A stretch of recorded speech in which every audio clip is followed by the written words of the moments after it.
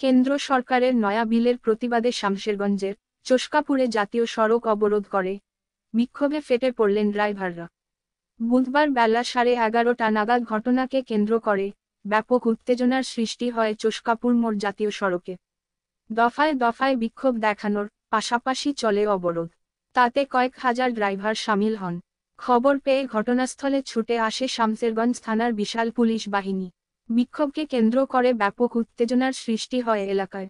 উল্লেখ করা যেতে পারে, সম্প্রতি দিন কয়েক আগেই লোকসভায় ড্রাইভারদের নিয়ে বিশেষ একটি বিল উত্থাপন করেন কেন্দ্রীয় স্বরাষ্ট্রমন্ত্রী।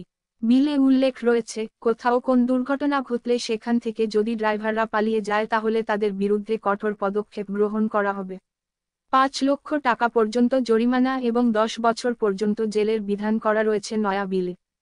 দুর্ঘটনার পর অসুস্থ ব্যক্তিকে উদ্ধার করে ড্রাইভাররা যদি হাসপাতালে নিয়ে যাওয়ার বন্দোবস্ত করেন তাহলে কিছুটা মকুব হতে পারে তাদের শাস্তি।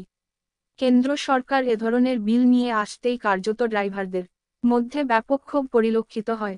ড্রাইভারদের অভিযোগ, কেউ ইচ্ছাকৃত দুর্ঘটনা ঘটায় না, কিন্তু কোন দুর্ঘটনা ঘটলে ড্রাইভাররা উদ্ধার করার চেষ্টা করলেও তাদেরকে জনতা পিটিয়ে মেরে ফেলে দেয়।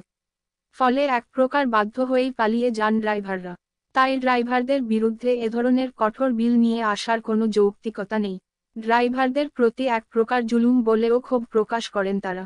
অবিলম্বে এই বিল প্রত্যাহার করার দাবিতে মূলত শামশেরগঞ্জের চোষকাপুরে বিক্ষোভ শুরু করেন ড্রাইভাররা।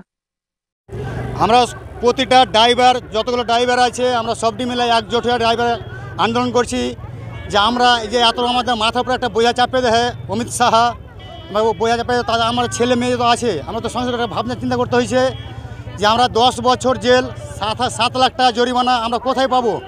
মালিক আমরাকে 6,000 টাকা বা 5,000 টাকা আমরাকে বকশিস দিচ্ছে না, বেতন দিচ্ছে। আমরা ওখান থেকে কী করে আমরা বাঁচবো, কী করে আমরা ছেলে পেলে সংসারে থাকবো? তার জন্যই আমরা এটা চাইছি যে আমাকে এটা আন্দোলনে উঠা হোক। আমরা এটাই চাই। আমরা সব ড্রাইভার ভাই একে তো আছো তো,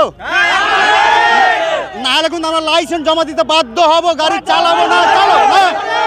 লাইসেন্স কিন্তু বাধ্য দিতে জমা দিতে আমরা বাধ্য হবো, গাড়ি আমরা চালাবো না।